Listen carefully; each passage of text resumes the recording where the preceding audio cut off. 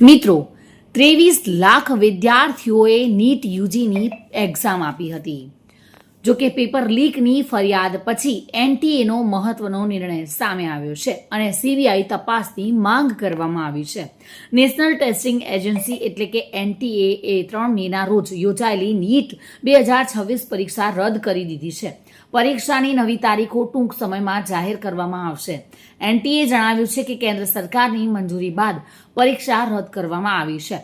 ખાસ કરીને તપાસ દરમિયાન સામે આવેલા તથ્યો અને કાયદા અમલીકરણ એજન્સીઓના અહેવાલ પરથી સ્પષ્ટ થયું છે કે વર્તમાન પરીક્ષા પ્રક્રિયા ચાલુ રાખવી યોગ્ય રહેશે નહીં. આવા સંજોગોમાં હવે નીટ યુજી 2026ની પરીક્ષા ફરીથી યોજવામાં આવશે.